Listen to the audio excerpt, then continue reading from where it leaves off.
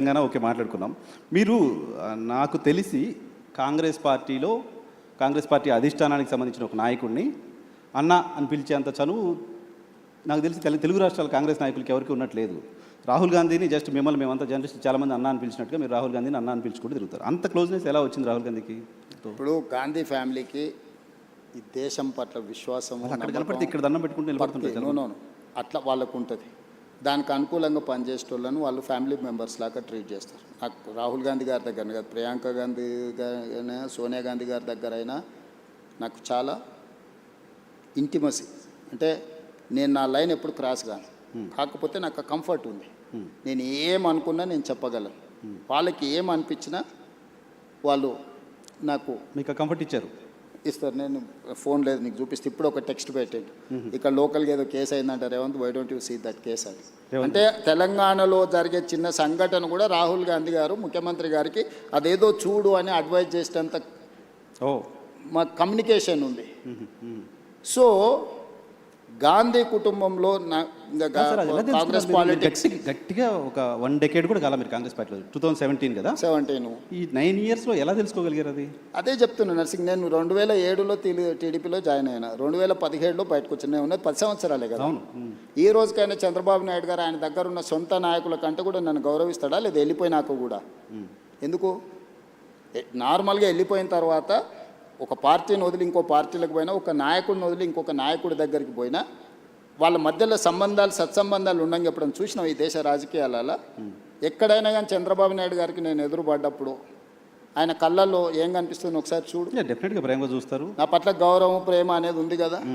That is what my conviction. నేను ఒక నాయకుడితో పనిచేస్తే 100% ఆ నాయకుడితో నిలబడతాను. నేను పార్టీని వదిలే రోజు కూడా ఇక్కడ చెప్పలే, విజయవాడకు పోయి చంద్రబాబు నాయుడు గారిని కలిసి, సార్ నాకున్న పరిస్థితి ఇది, మీ వల్ల నాకు పార్టీ వల్ల అన్ని రకాల ఉపయోగము ప్రయోజనం జరిగింది, కానీ నేను అనుకుంటున్న పర్పస్ కానీ ప్రజలు కోరుకుంటున్న లక్ష్యం కానీ ఇక్కడ ఉంటే కుదరదు, కాబట్టి నేను ప్రత్యామ్నాయంగా నేను వెళ్తున్నా అని చెప్పి నేను అక్కడి నుంచి వచ్చిన. నేను ఎప్పుడు కూడా నా రిలేషన్ని నేను స్ట్రెయిన్ చేసుకోలేదు, నా లీడర్కి నేను అబద్ధం చెప్పలే. ఓకే, ఏదున్నా ఉన్నది ఉన్నట్టు మాట్లాడమే నా స్ట్రెంగ్త్. కాదు సార్, రాహుల్ గాంధీ గారికి మీరు గోల్ పెట్టుకున్నారు. నాతో 2006-7 ప్రాంతంలో నేను ముఖ్యమంత్రి అవుతా అని చెప్పారు. నాతో పాటు చాలామంది జర్నలిస్ట్ ఫ్రెండ్స్ చెప్పారు. కొంతమందిని మా వాళ్ళని మంత్రులను కూడా చేస్తామని చెప్పారు. మంత్రులను చేయలేదు కానీ చాలామంది మా జర్నలిస్ట్ ఫ్రెండ్స్కి అవకాశాలు కల్పించారు. Thank you. సో మీరు రాహుల్ గాంధీ గారికి చెప్పొచ్చు కదా, ఆయన కూడా గోల్ పెట్టుకొని నేను ప్రధానమంత్రి కావాలని. గోల్ ఉందా అసలు ఆయనకి? గోల్ పెట్టుకున్నారు, దానికోసం పనిచేస్తున్నారు. రాహుల్ గాంధీ గారికి చాలాసార్లు చెప్తున్నా, కాంగ్రెస్ని అధికారంలోకి తేవాలనే గోల్ ఉంది ఆయనకు, కానీ ఆయన ప్రధానమంత్రి కావాలనే దాని మీద ఆయన కోరిక లేదు. గోల్ ఉంటేనే కదా దానికోసం. నేను చాలాసార్లు మొన్న మా చింతన్ శిబిర్ ఇక్కడనే రాజ్ ఠాకూర్ జిల్లా ప్రెసిడెంట్ ఉన్నాడు కదా, మొన్న మా చింతన్ శిబిర్ జిల్లా అధ్యక్షుల ట్రైనింగ్ జరిగింది ఆంధ్రప్రదేశ్ తెలంగాణ వికారాబాద్లో. నేను లోపల ఏం మాట్లాడినో ఎవరైనా వినుంటారు, నువ్వు అడుగు అంటే నాకు ఆయనకు జరిగిన డిస్కషన్ అంటే పర్సన్ థాట్ లోపల ఉన్నప్పుడు కదా దానికోసం చెప్పించి ఒప్పించిన. మొదటిసారి రాహుల్ గాంధీ వచ్చేసారి నేను ప్రధానమంత్రి పదవికి పోటీ పడతాను, నేను బాధ్యత తీసుకుంటా అని చెప్పి మొదటిసారి రాహుల్ గాంధీ గారిని అధికారికంగా ఎస్ అని నేనే అనిపించిన. ఓకే, నేను చెప్పిన క్లియర్గా. ప్రజలు ఇప్పుడు ఇప్పుడున్న జనరేషన్, నేను ఆయనకు చెప్తా ఆయన నీకు చేస్తాడంటే ఎవరు నమ్మడం లేదు, వినడం లేదు. నువ్వేం చేస్తావో, నీ కమిట్మెంట్ ఏంది, నువ్వేం చేయదలుచుకుంటావో నువ్వు డైరెక్ట్గా చెప్పమంటున్నావు. ఇప్పుడున్న పాలిటిక్స్ను నేను స్విగ్గీతో పోలుస్తాను. ఇప్పుడు జనాలు వితిన్ మినిట్స్ డెలివరీ కావాలని కోరుకుంటున్నారు. పొద్దున ఆర్డర్ ఇస్తే రాత్రికి వచ్చే దాని మీద లేరు జనాలు, కావాలి కొత్త ఆర్డర్ రెడీగా ఉంటారు. సో స్విగ్గీ పాలిటిక్స్లో ఈరోజు నువ్వు ఎట్లా పర్ఫామ్ చేస్తావు అనే దాని మీదనే ఆధారపడి ఉంటుంది. సో రేపు వచ్చే ఎన్నికల్లో రాహుల్ గాంధీ ప్రధానమంత్రి అభ్యర్థి ఇండియా కూటమి నుంచి. మొదట కాంగ్రెస్ పార్టీ నిర్ణయించుకుంటుంది, ప్రకటిస్తుంది, తర్వాత ఇండియా కూటమిని కన్విన్స్ చేస్తాం. ఇండియా కూటమిలో ఉన్న మిత్రులు నాకు చాలామంది మిత్రులే, వాళ్ళందరితో నేను కూర్చోబెట్టి మాట్లాడి సంవత్సరం ముందే అధికారికంగా రాహుల్ గాంధీ గారు రేపు జరగబోయే ఎన్నికల్లో ప్రధానమంత్రి అభ్యర్థి రాహుల్ గాంధీ గారికి ఓటేయండి, దేశానికి ప్రధానమంత్రి అవుతాడు, రైతుల కోసం ఏం చేస్తాడు, మహిళల కోసం ఏం చేస్తాడు, విద్యార్థుల కోసం ఏం చేస్తాడు, నిరుద్యోగ యువకుల కోసం ఏం చేస్తాడు, పరిశ్రమల కోసం ఏం చేస్తాడు, అదేవిధంగా కాస్ట్ సెన్సెస్ విషయంలో ఏం చేస్తాడు, లేకపోతే ఉన్న అదర్ సోషల్ ఇష్యూస్ మీద ఏం చేస్తాడు, ఒక పాలసీ డాక్యుమెంట్ తీసుకొచ్చి ప్రజల ముందు పెట్టి ప్రజల్ని మ్యాండేట్ కోరుతాం. ఓకే సార్, మీరు ఇప్పుడు ఆంధ్రప్రదేశ్లో కాంగ్రెస్ పార్టీ చివరి ముఖ్యమంత్రి, తెలంగాణ వచ్చిన తర్వాత మీరు మొదటి ముఖ్యమంత్రి. కాంగ్రెస్ పార్టీ ముఖ్యమంత్రులకి ఎవరికీ లేని ఒక ప్రివిలేజ్ కనపడుతుంది. మీరు సౌత్ ఇండియాలో కాంగ్రెస్ పార్టీకి సంబంధించిన ఫేస్గా కనపడుతున్నారు. కేరళ ఎలక్షన్లో క్యాంపెయిన్గా చేయడం కావచ్చు, తమిళనాడు వెళ్ళి అక్కడ మీటింగ్స్ అటెండ్ చేయడం కావచ్చు. సో సిద్ధరామయ్య కంటే కూడా సౌత్ ఇండియాలో ఉన్న కాంగ్రెస్ ముఖ్యమంత్రుల్లో మీరు ఎక్కువ పాపులర్గా కనపడుతున్నారు. సో సౌత్ ఫేస్గా రేవంత్ ఎమర్జ్ అవ్వడం వెనక రీజన్ ఏంటి? నేషనల్ పాలిటిక్స్ ఇంకేదన్నా మీరు సీఎం కావాలని గోల్ అయిపోయింది, వేరే గోల్ ఏమైనా పెట్టుకున్నారా? లేదు నర్సింగ్, నేను 10 years 2034 వరకు ఏ గోల్ లేదు. 1994లో 2 సార్లు తెలుగుదేశం పార్టీకి అధికారం ఇచ్చారు. 2004 నుంచి 2 సార్లు కాంగ్రెస్ పార్టీకి అధికారం ఇచ్చారు. 2014 నుంచి 2 సార్లు బీఆర్ఎస్కి అధికారం ఇచ్చారు.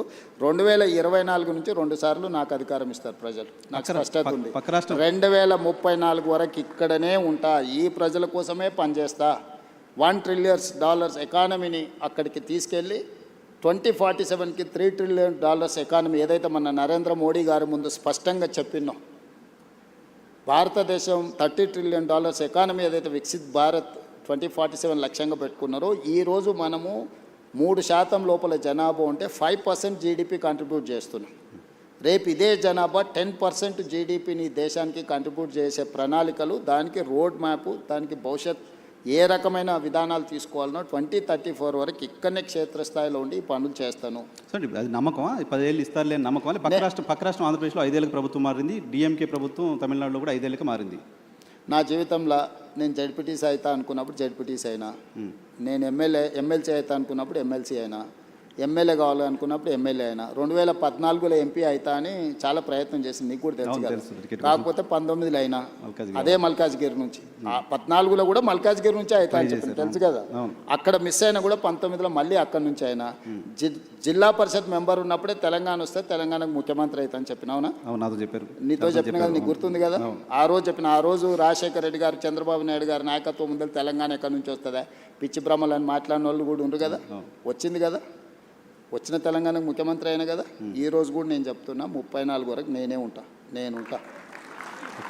Confidence sir? నేను ఈరోజు నీ ముందర చెప్పిపోతున్నాను, నువ్వు దాచిపెట్టుకో. 34 తర్వాత నేను జాతీయ రాజకీయాల వైపు పోయినప్పుడు ఆ రోజు వచ్చి నువ్వు అడుగు. నువ్వు ఆ రోజు చెప్పి 34 వరకు ఇక్కడ 34లో గెలిస్తే కూడా రేవంత్ రెడ్డి సీఎంగా ఉండరు, వెళ్ళిపోతారు. 34 తర్వాత మొత్తం 100% సీట్లు గెలిపించి కాంగ్రెస్కి అధికారం ఇచ్చినా కూడా నేను ముఖ్యమంత్రి పదవి తీసుకోను.